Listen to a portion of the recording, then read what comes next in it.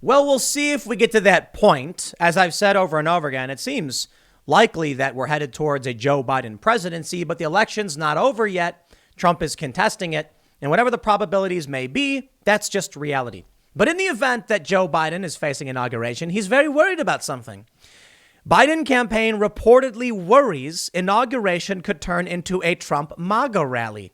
Quote, what do you do if our people don't show up and his do? I don't know. It would be amazing, though. I remember watching videos from like 2000, the Bush v. Gore thing, and like people were I could be wrong, but it's been a long time, but weren't they like egging the motorcade and they'd like rush through because people were like, you're not my president, you didn't win. It'd be really funny if a bunch of Trump supporters showed up to Joe Biden's inauguration with MAGA hats and Trump flags and all that stuff. I don't know if they let him in wearing, bringing flags or whatever, but it'd be funny if they were all wearing Trump gear and they were booing at the same time.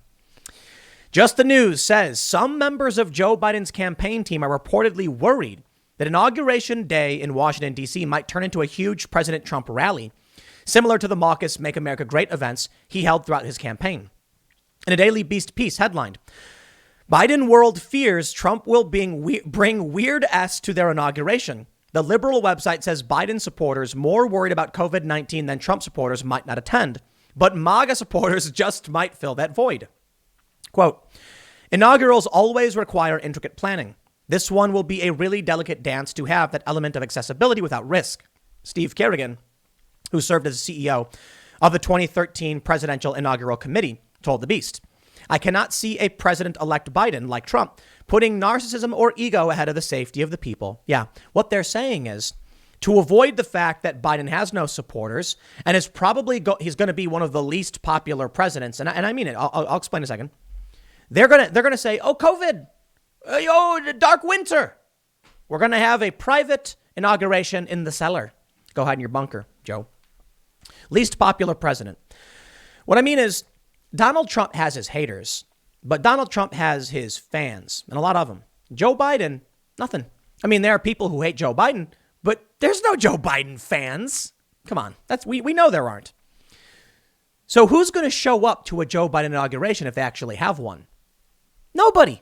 Nah, not going to happen. Quote, but the question being confronted by inauguration planners are now twofold. How do you actually keep attendees away? And if wannabe revelers decide not to show up, will you be left with a mass gathering of Trump supporters in their place? What do you do if our people don't show up and his do? One official involved in inaugural planning reportedly said. They probably will. And the last thing you want is a MAGA rally on the mall when Joe Biden is sworn in as president. I think Trump would want to make this as much of an S show as possible. While the election is still in flux, few states have certified results. The Electoral College doesn't vote until December 14th, and Team Trump has filed more than a dozen lawsuits questioning the voting process. Viewing stands are already being erected along Pennsylvania Avenue, including directly in front of the White House. Hundreds of thousands of people often show up, even though it's usually frigid in D.C. on January 20th.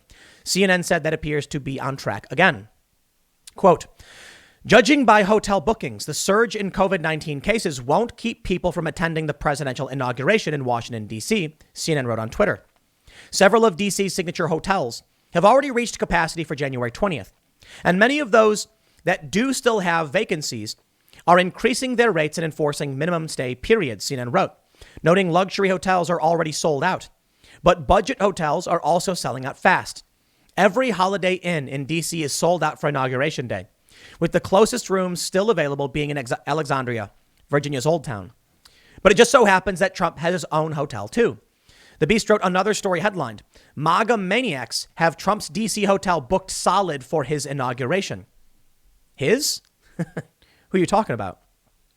The reservations clerk at the hotel on Monday advised that there was no way to predict when someone might cancel and create a vacancy between January 16th and January 21st. You would have to keep checking, she said. The site reported on Wednesday. Well, I suppose that will be a very, very funny thing to see. You see, Joe Biden won because of low information voters, people who didn't actually care about what Joe Biden was bringing to the table. They just heard the media said Orange Man is bad. And they said, OK, the Orange Man is bad. Right. Well, the Orange Man's not that bad. The Orange Man was doing some pretty good things in the Middle East, as far as I could tell. And even I'll tell you this. When it comes to the Middle East stuff, which, man, I've been going off on because these past few segments, it got me really angry. Trump has access to the classified information. So when Trump says we can bring our troops back, I say, okay, sounds about right. But for some reason, they just want us to be there, don't they? Low information voters. That's who voted for Donald Trump. And I brought the receipts. You see, Joe Biden's not going to get people to stand there waving Biden flags because, there'll be people, don't get me wrong. It's just not going to be a large quantity of people because nobody knows or cares about Joe Biden. And the reality is, as people start to learn about Joe Biden now after the election day, many of them start to realize they don't like him.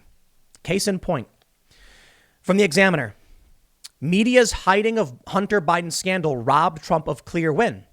They say enough of Joe Biden's voters would have switched their selection had they known about his son Hunter's money scandal, enough to give President Trump a clear victory. In a new survey, 4.6% of Biden's voters said they would not have selected him had they been aware of his son's China money affair.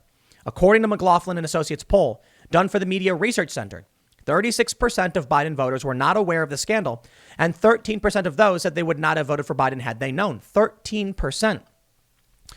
Quote, such a shift away from Biden would have meant President Trump would have won the election with 289 electoral votes, said the polling outfit, which did work for the Trump campaign in 2016 and this year. So maybe it's biased. Well, it is biased. Maybe it's wrong. The story was not covered much in non-conservative media, and Twitter and other social media platforms banned many of the reports on their sites. They rigged the game. That was it. We knew what they were doing and why they did it. Senator Lindsey Graham has predicted that Hunter Biden's newly discovered business deals overseas while his dad was vice president would swing the election. Quote, now we know the impact of that cover up, said MRC President Brett Bozell, adding 4.6% of Biden voters say they would not have voted for him had they been aware of evidence of this scandal. This story would have potentially changed the outcome of this election. The media in Silicon Valley were fully aware of this, so they actively tried to prevent it from reaching the American public. The American people deserved to know the truth. Now it's too late. Yeah, in this capacity. News organizations are under no obligation, okay, to publish stories you want them to publish. I get people hitting me up all the time saying, Tim, why won't you talk about this? I talk about what I talk about. But the social media companies suppressing the information and the media organizations that lied about what happened, those are the people who cheated. They cheated the American people out of their right to know. The people have a right to information. The people have a right to know. You see, there seem to be a couple different views of the world. Now, not absolute, but you have many of these people who believe it's better that the rabble be kept in the dark because they're too dumb and only we can decide for them. However, this creates sort of a feedback loop of sorts. Stupid people make stupid decisions. Uninformed people make bad choices. If you believe keeping people in the dark is the right approach because they make bad choices, you're the reason they are. In fact, a decentralized network is going to calculate better than a command structure. You, the genius, you think you're so much smarter than everyone. I don't mean you, I mean the rhetorical you. These elites are like, I know what's best for the American people because you think you're so smart, but you're not. Decentralization, turning all of these individual human beings into a supercomputer, give them proper context and information, and then they will calculate properly and we will do the right thing. Keep them in the dark and keep feeding them trash, and this is what you get. For those that don't know, I have a music video out called Will of the People, and that's basically what it's about. It is people who think they are right and they know what's needed to save the people. So check out the song. Now that I'm onto the rant, I'll wrap it up by saying this. Search YouTube for Timcast IRL, Will of the People, and watch it. And that's what it's about. It's about people who these leaders, these despots who keep saying, I know what's needed for the good of my people to save them. And they constantly take these actions that result in death and harm because they think they're right. And whenever they do these things, they say, this is the will of the people. It's what the people really want, isn't it? It's not. We don't know what the people really want if you keep hiding the truth from them. Because as it turns out, if the people knew the truth about Hunter Biden and the Joe Biden family and Biden Inc., as many of us tried to inform them, many of them would have changed their vote. And the result of this election would have been different. The election's not over. Trump's not conceding. And so we'll see. But in the event Trump does end up not winning this one, then maybe Trump supporters will show up to Joe Biden's Inauguration Day and let him know how they really feel. Maybe the American people will not sit by and they will say something. You know, earlier today, on one of my earlier segments, we have this quote from Dr. Fauci, who said, America has an independent spirit, but it's time to do what you're told. No, sorry. America is a country where our Constitution ensures my right to take a look at any one of these politicians and give them the finger and say, go F yourself. That's the Constitution, because this is a country of, by, and for the people. But the media is supposed to be the safeguard, informing the people so they can make the right decision. They're not doing that. Powerful people, they've taken these institutions because they want more power. I guess we're going to need to see, independent voices start rising up. I think you watching this is probably a good start, but share this video. I guess that's a start. And maybe if we continue on this trend and we can get past this wave of censorship, we really will pull through, but I don't know for sure. Anyway, I'll leave it there. Make sure you check out, I haven't promoted the video, my music video on these channels, but check it out. Will of the People, search for it right now. Timcast IRL, Will of the People. I think you'll really like it based on what we've talked about. But next segment's coming up tomorrow at 10 a.m. Thanks for hanging out. I'll see y'all then.